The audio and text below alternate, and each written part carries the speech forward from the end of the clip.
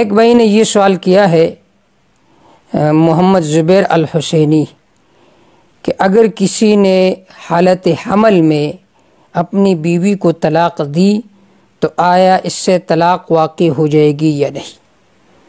اس کا جواب یہ ہے، اگر طلاق کے وقت عورت حاملہ ہو تو بھی طلاق واقع ہو جاتی ہے، البتہ حمل کی صورت میں عدت اس وقت ختم ہوگی جب بچے کی پیدائش ہو جائے۔ قرآن مجید میں اللہ رب العزت کا ارشاد ہے، وَأُولَاتُ الْأَحْمَالِ أَجَلُهُنَّ أَن يَضَعْنَ حَمْلَهُنَّ، کہ جو عورت حاملہ ہے تو ان کی عدت یہ ہے کہ جب ان کا وضع حمل ہو جائے تو یہ ان کی عدت ہے، یہاں سے ان کی عدت شمار ہوگی۔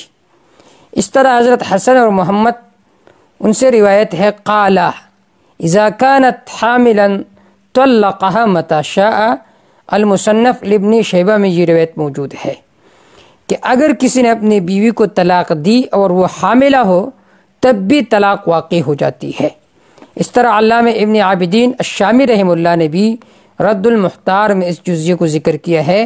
در مختار میں ہے، وحل طلاقهن ای الآئس والصغیر والحامل، کہ حلال ہے طلاق دینا، جائز ہے طلاق دینا ایسی عورت کو جو حمل سے نا امید ہو، اس کا حمل نہ ٹھہرتا ہو، اسی طرح جو بچی ہو، اسی طرح جو حاملہ ہو، اگر اس حالت میں کسی نے طلاق دی تو طلاق واقع ہو جائے گی۔ واللہ تعالی اعلم بالصواب۔